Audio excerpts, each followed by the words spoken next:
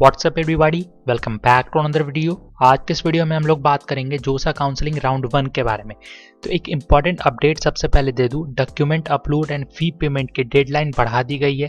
आज 12 बजे तक आप ऑनलाइन डॉक्यूमेंट अपलोड कर सकते हो और फी पेमेंट कर सकते हो राउंड 1 की, तो ये एक्सटेंड की गई है। इसके बाद एक और इम्पॉर्टेंट बात आप सभी को बता दूं, public notice change of willingness 18 अक्टूबर को रिलीज की गई थी, जैसा कि आप यहाँ पे देख सकते हो, और इंस्ट्रक्शन फॉर कैंडिडेट्स। तो ये दो मोस्ट इंपॉर्टेंट पब्लिक नोटिस है आप सभी के लिए जो भी कैंडिडेट काउंसलिंग कर रहे हैं राउंड 1 में। तो इस वीडियो को कंप्लीट एंड तक देखना, आपके जितने भी क्यूरीज हैं इस वीडियो को देख के दूर हो जाएंगे। मेरे ख्याल से मैं जितना भी इंफॉर्मेशन आपको देने वाला हूँ उससे क्लियर हो जाएगा। कोई भी आपको प्रॉब्लम है, आपका सीट अलॉटमेंट हो चुका है, तो अगर आपको किस तरह से डॉक्यूमेंट अपलोड करने हैं, फी पेमेंट करना है, क्या ऑप्शन चूज करनी है, इस वीडियो को देखकर आपका सारा क्लियर हो जाएगा। और आपका अगर सीट अलॉट नहीं हुआ है, तो आपका अगर आगे सीट अलॉट होता है तो किस तरह से आपको जोसा की काउंसलिंग ऑनलाइन रिपोर्टिंग करनी है, इसके बारे में बात करेंगे। वीडियो कंप्लीट एंड तक देखना, तब भी कोई सवाल हो तो कमेंट कर देना।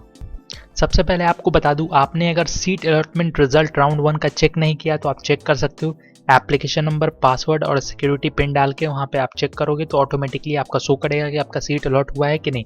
आज आपका आखिरी चांस है, 12 बजे तक आप इजीली डॉक्यूमेंट अपलोड और फी पेमेंट कर सकते हो। इसके बाद आपको राउंड 1 के बाद मौका नहीं दिया जाएगा। अगर आप रिपोर्ट नहीं करते हो तो आपका सीट कैंसिल ऑटोमेटिकली हो जाएगा और राउंड 2 या राउंड 3 में आपको सीट नहीं दिया जाएगा। तो इस बात का ध्यान रखना। आप हमारे टेलीग्राम चैनल पर जाके ज्वाइन कर सकते हो वीडियोस के अपडेट के लिए। लिंक डिस्क्रिप्शन में या फिर सर्च कर लो @पल्लवांसोफिल्म्स। चैनल के सपोर्ट के लिए चैनल को सब्सक्राइब कर दो, बेल आइकन के बटन को प्रेस कर दो, इस वीडियो को लाइक कर देना, शेयर कर देना। सबसे पहले बात करते हैं विलिंगनेस की, चेंज ऑफ विलिंगनेस, जो कि 18 अक्टूबर को पब्लिक नोटिस रिलीज किया गया था। इसमें कैंडिडेट्स के लिए इंपॉर्टेंट इन्फॉर्मेशन है। सबसे पहले जो आपका रिकॉर्ड है, जो आपने आप चूज करोगे ऑप्शन, वो आपको हमेशा आपके राउंड में दिखेगा, तो ये रिकॉर्डेड रहेगा और आपके नेक्स्ट राउंड के सीट एलोकेशन में ये चेंजेस दिखेंगे। तो सबसे पहला पॉइंट की बात करें, if the willingness at the end of previous round was float, the candidate is allowed to change it to slide or freeze or keep the same in the current round. तो एक बात मैं आपको बता दूं, आपको भी पता होगा फ्लोट, स्लाइड और फ्रीज का ऑप्शन होता है। अगर आप फ्लोट का ऑप्शन चूज करते हो तो उसमें आपको स्लाइड और फ्रीज का ऑप्शन दिया जाता है। तो आप अगर कोई चेंजेस कर रहे हो तो इस बात का पूरा ध्यान रखना कि ये टोटली आपके ऊपर रिस्पॉन्सिबिलिटी है कि आप जो भी ऑप्शन चूज कर रहे हो। आपको पता है फ्लोट का मतलब आपके पास दो ऑप्शन होंगे, स्लाइड और फ्रीज का। तो इसका क्या मतलब होता है मैंने पिछले वीडियोस में बता रखा है, तो आप उस वीडियो को देख सकते हो। फिर सेकेंड ऑप्शन की बात करें तो if the willingness at the end of previous round was slide, the candidate is allowed to change it to freeze or keep the same during the current round। अगर आपको वहाँ पे अगर स्लाइड का ऑप्शन चूज करते हो और आपका कोई चेंजेस हो जाता है उसमें, तो आप इजीली उसके बाद फ्रीज का ऑप्शन चूज कर सकते हो और उस राउंड में आपका फ्रीज हो जाएगा। उसके बाद अगर if the willingness at the end of the previous round was freeze, the candidate is not allowed to change it. अगर आप किसी भी राउंड में अगर फ्रीज का ऑप्शन चूज करते हो तो उसके बाद आप कोई चेंजेस नहीं कर सकते हो। तो देख सकते हो साफ साफ लिखा हुआ है the candidate is not allowed to change it. Freeze का ऑप्शन चूज करते हैं आप कोई चेंजेस नहीं कर सकते। फ्लोट का ऑप्शन चूज करते हैं आप स्लाइड और फ्रीज का चूज कर सकते हो, और स्लाइड का आपने चुना है तो स्लाइड के बाद जो भी रिजल्ट आता है उसमें आप फ्रीज कर सकते हो, और फ्रीज एक बार कर दोगे तो उसके बाद कोई चेंजेस नहीं करोगे। उसके बाद eight the end of each round the willingness will be recorded and use for next round of seat allocation. जो भी चेंजेस होंगे वो आपके नेक्स्ट राउंड में होंगे, इस बात का ध्यान रखना। फ्रीज अगर चूज करते हो तो आपका सीट कंफर्म हो जाता है। उसके बाद आपको सारी डॉक्यूमेंट अपलोड ये सभी चीज़ें करनी होती है। तो ये आपका जो डिस्प्ले है ये नेक्स्ट राउंड में होगा, इस बात का ध्यान रखना। अब उसके बाद बात करते हैं इंपॉर्टेंट इंस्ट्रक्शन फॉर कैंडिडेट्स। तो जैसा कि आप देख सकते हो ये जोसा का जो इम्पॉर्टेंट इंस्ट्रक्शन वाला ये काफ़ी इम्पॉर्टेंट है, तो इसको ज़रूर से आप इन तक समझ लेना ताकि आपके लिए डॉक्यूमेंट वेरिफिकेशन में ईजी हो। Instruction to candidates. Due to COVID-19 pandemic, this time document verification process is completely online. Candidates who are allotted a seat need not to go verification reporting center physically। तो आपको इस बार online verification reporting करनी है, आपको physically किसी भी centre पे जाने की ज़रूरत नहीं है। आप ये किस तरह से करोगे? सबसे पहले जब आपका सीट अलॉट हो जाएगा तो आपको लॉगिन करना है जोसा के पोर्टल में और आपको अपना सीट को एक्सेप्ट करना है, अलॉटेड सीट को एक्सेप्ट करना है। साफ साफ ये कहा जा रहा है कि जो भी प्रक्रिया होगी ये ऑनलाइन होगी और लास्ट समय का वेट बिल्कुल मत करना। आपका अगर सीट अलॉट हो गया है तो आप सारी प्रक्रिया को पहले से कर लो। Based on candidate rank, his her category and choice of program, she can provisionally allotted a seat in the academic program and institute shown in her login। तो जैसे ही आप लॉगिन करोगे आपका सबसे पहले कौन से कॉलेज में आपका कौन सा ब्रांच मिला है वो शो होगा। उसको एक्सेप्ट करने के लिए आपको फी पेमेंट करनी है, ऑनलाइन फी पेमेंट और डॉक्यूमेंट वेरिफिकेशन करना है। Allotted candidate have to follow JOSA 2020 business rule and summarize instruction listed below। तो क्या करना है, सबसे पहले आपको स्टेप बाय स्टेप करना है। मैं सारा स्टेप क्लियर कर दूंगा आपको इजीली। लॉगिन करना है, लॉगिन करने के बाद आपको अपना सीट कंफर्म करना है। स्टेप फर्स्ट में कैंडिडेट्स को अपना रिक्वेस्ट सबमिट करना है, जैसे कि फ्रीज, स्लाइड, फ्लोट का ऑप्शन चूज करना है आपको अपना सीट कंफर्म करने के लिए। अगर आप फ्रीज का ऑप्शन सेलेक्ट करते हो उसका मतलब होता है कि आप अपने सीट को कंफर्म कर चुके हो।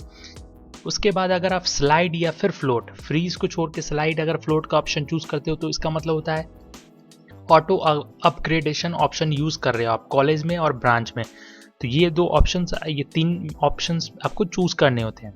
उसके बाद नेक्स्ट इस ऑप्शन को चूज करने के बाद कैंडिडेट्स को रिक्वायर्ड होता है कि वो अपना जो डॉक्यूमेंट है उसको अपलोड करें। जैसा कि देख सकते हो लिस्ट, आपको इसी लिस्ट में डॉक्यूमेंट अपलोड करना है। सबसे पहले आपको क्लास 10th सर्टिफिकेट या फिर बर्थ सर्टिफिकेट, इन दोनों में से कोई एक सर्टिफिकेट, 10th का सर्टिफिकेट होगा आपके पास। नेक्स्ट है class 12th marksheet, state of eligibility proof. Class 12 का जो मार्कशीट है वही आपका स्टेट ऑफ एलिजिबिलिटी प्रूफ हो सकता है, तो दोनों में से कोई एक अपलोड कर देना। कैटेगरी सर्टिफिकेट इंपॉर्टेंट है, EWS, OBC, NCL, SC, ST। तो आपने अगर कैटेगरी चूज किया है तो आपके लिए ये इंपॉर्टेंट है। फिर नेक्स्ट है आपका PWD सर्टिफिकेट इफ एप्लीकेबल। अगर आपने PWD कोटा चूज किया है तो आपको PWD सर्टिफिकेट चाहिए। फिर नेक्स्ट आपका मेडिकल सर्टिफिकेट। फिर उसके बाद OCI PIO कार्ड, अगर आप बाहर से हो, आउटसाइड इंडिया हो, तो आपके लिए ये एप्लीकेबल है। फिर नेक्स्ट है आपका passport citizenship certificate if applicable. उसके बाद cross bank cheque, photocopy of passbook, screenshot of online account. तो ये सभी में से किसी भी एक चीज़ का आपको अपलोड करना है। फिर आपका नेक्स्ट है DS सर्टिफिकेट इफ एप्लीकेबल। तो आपने अगर DS चूज़ किया है तो आपको ये देना होगा। उसके थर्ड पॉइंट है, जैसा कि आप देख सकते हो यहाँ पे जो थर्ड पॉइंट है, पे द सीट एक्सेप्टेंस फी। आपको सीट एक्सेप्ट करने के लिए सीट एक्सेप्टेंस फी देनी होती है। अगर आप फी पेमेंट नहीं करते हो तो आपका सीट एक्सेप्ट नहीं होगा। तो इस बात का ध्यान रखना। फॉर रिजर्व कैटेगरी जो कि जनरल EWS और OBC NCL कैटेगरी के स्टूडेंट्स हैं उनको 35,000 रुपये का ऑनलाइन पेमेंट करना होता है। SC ST PWD कैंडिडेट्स के लिए 15,000 रुपये फी देनी होती है। जैसे ही आप फी दे दोगे उसके बाद आपको डॉक्यूमेंट्स अपलोड करने होते हैं, जो कि मैंने document upload as per the list of documents given in business rule, इस हिसाब से आपको अपलोड करना है। Document will be verified online by verifying officer. और आप जैसे ही अपलोड करोगे एक वेरीफाइंग ऑफिसर होंगे, वो आपके डॉक्यूमेंट को वेरीफाई करेंगे। देन उसके बाद point number 5, during online verification verifying officer may raise queries which will be visible to candidates in their login account on JoSAA portal.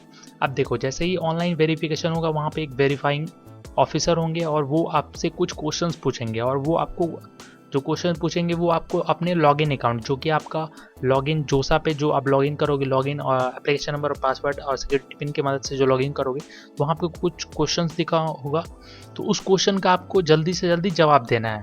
Step number 6, candidate are advise to respond the queries as soon as possible as there may be further query raised by verifying officer. Candidate are also advised to visit their login account frequently till entire queries are resolved. अब देखो वो जो verifying officer वो आपसे कुछ सवाल पूछेंगे तो आपको जल्दी से उनका जवाब देना है।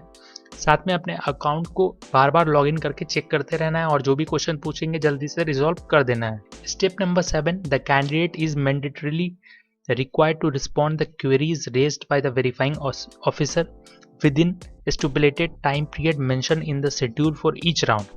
अब देखो वेरीफाइंग ऑफिसर जो भी आपको क्वेश्चन पूछेंगे आपको प्रॉपर टाइम पीरियड में उसको सॉल्व कर देना है, क्वेरी का आंसर कर देना है सभी राउंड में, जितने भी राउंड होंगे। इन केस अगर आप क्वेरी का जवाब रिस्पॉन्ड नहीं देते हो तो जो आपका अलॉटेड सीट है उसको कैंसिल कर दिया जाएगा। तो क्वेरी जो आपसे पूछा जाएगा कोई भी क्वेश्चन तो आपको रिस्पॉन्ड करना है वेरीफाइंग ऑफिसर को। नेक्स्ट है forget documents. At the time of admission if the document submitted by candidate are found to be forget fake then the seat allotted will be cancel.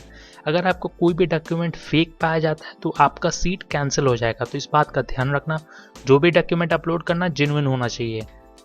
Step number 9, after online verification of documents the seat में B confirm और cancel.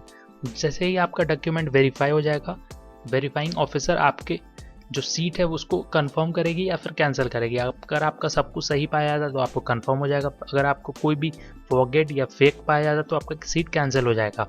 Then provisional seat confirmation और seat cancellation letter generate किया जाएगा आपके portal में और update किया जाएगा आपके पोर्टल में। तो जैसे ही वो अपडेट किया जाएगा, पॉइंट नंबर 10 में देख सकते हो, the candidate can download the document verification cum seat acceptance letter और seat cancellation letter from their account. तो आपका जो वो जोसा वाला पोर्टल है उस पर आपको डाउनलोड कर लेना है, उससे आपको डाउनलोड कर लेना है जो आपका सीट एक्सेप्टेंस या फिर सीट कैंसिलेशन लेटर है, तो उसको डाउनलोड कर लेना है।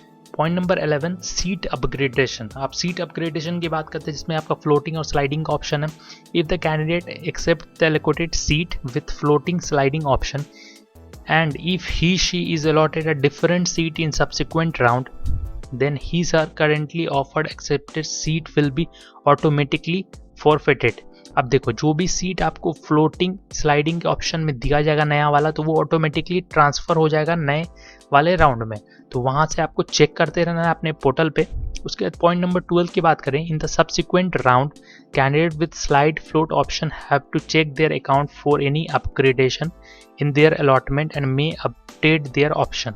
अब देखो, जैसे ही आपको सब्सिक्वेंट मतलब जो राउंड है उसमें अगर स्लाइड फ्लोट करते हो और आपका सीट अपग्रेड हो जाता है तो आपको नया सीट अलॉट किया जाएगा, तो उसको आपको चेक करते रहना है। Point number 13, in case candidate have been allotted a seat in NIT plus system in one round and his/her seat is upgraded to IIT in subsequent round। अब देखो, जैसे आपने जो फ्लोटिंग है या फिर स्लाइड वाला ऑप्शन चूज किया तो वहां से आपका सीट अलॉट हुआ NIT प्लस सिस्टम में राउंड 1 में, जो भी जो नेक्स्ट राउंड होगा उसमें, तो आपका सीट अगर अपग्रेड करके दिया जाता है IIT की में सब्सिक्वेंट राउंड में, तो आपको क्या करना है, आपको जैसे ही ये अपलोड होगा तो उसके बाद आपको सबसे पहले तो चेक करना है और उसके बाद candidate will not have any claim of previous allotted seat. और आपको जो नया वाला जो अपडेट करके दिया जाएगा IIT में, तो आपको नया वाला सीट की वैलिडिटी रहेगी, जो पुराना वाला सीट है आप उसको क्लेम नहीं कर सकते हो, तो इस बात का ध्यान रखना। उसके बाद वैसे केस में आपको फिर से डॉक्यूमेंट को वेरीफाई करना है न्यू सिस्टम में। IIT की तरफ से जो वेरीफाइंग ऑफिसर होंगे वहाँ पे आपको अपना डॉक्यूमेंट फिर से वेरीफाई करना होगा। Such candidate must have to respond to query raised by verifying officer in the new system. If any failing which his/her currently seat allotted will be cancelled and candidate will out of JOSA 2020 counseling। अब देखो, पुराने से नया में जब update होगा तो आपको वहाँ पर फिर से डॉक्यूमेंट वेरीफाई करना होगा। एक आपके वेरीफाइंग ऑफिसर होंगे तो वो जो भी आपसे क्वेश्चंस पूछेंगे उसका आपको जवाब देना है, और आप अगर जवाब देने में फेल हो जाते हो तो आपका सीट कैंसिल हो जाएगा और आप जोसा से बाहर हो जाओगे, तो इस बात का भी ध्यान रखना। देन उसके बाद बात करें, जितने भी कैंडिडेट्स को सीट अलॉट हो गया है फर्स्ट टाइम में, तो वो सभी जो जितने भी कैंडिडेट्स है फर्स्ट टाइम में सीट अलॉट हुआ है तो उनको ये सारी प्रक्रिया करनी है।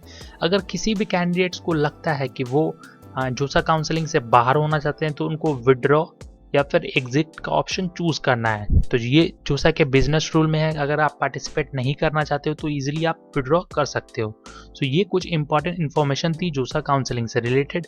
अब भी कोई क्वेरी है तो कमेंट कर देना। उम्मीद है आपको वीडियो पसंद आया होगा। So thank you for watching. Thank you.